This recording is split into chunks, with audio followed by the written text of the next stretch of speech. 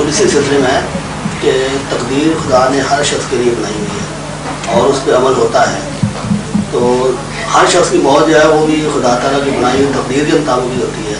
خودکشی کرنے والے کی نہیں, کسی طرح کوئی موت ہوتی ہے خودکشی سے یہاں نہیں کیوں کہتے ہیں کہاں کہیں گے. پھر یہ آپ کو کس نے بتایا مسئلہ؟ میرے ذہن میں آپ کے ذہن کا ہوگا, یہ ہمارا مسئلہ ہے. تقدیر کا یہ مطلب ہرگز نہیں ہے کہ جو جرم کرتا ہے وہ خدا مجبوراً جبراً اس سے جرم کروا رہا ہے. یہ تو کہیں نہیں لکھا ہوا.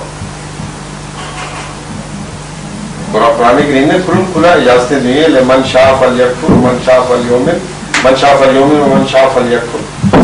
جو چاہے ایمان لائے جو چاہے کفر کرے, دونوں باتوں میں کھلی اجازت دی ہوئی. اس کا مطلب نیکی کا اجر نیکی کرنے والے کو ملے گا کیونکہ اس نے کیا ہے. مقدم اس معنی میں نہیں تھا اس کے لیے کہ وہ ضرور کرے. بدی کی گناہ اس لیے اس کو ملے گا کہ اس نے کی ہے.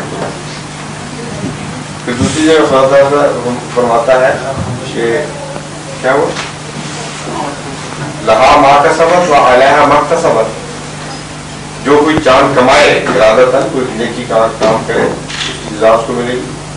وہ علیہا ما اکتسبت, جو کوشش سے بدی کرتا ہے ارادے کے ساتھ اور دیکھ بھال کر اس کی سزا اس کو ملے گی.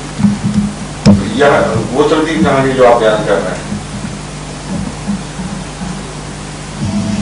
اپنے ہر اس فعل کا انسان ذمہ دار ہے جو ہوش و حواس میں کرتا ہے.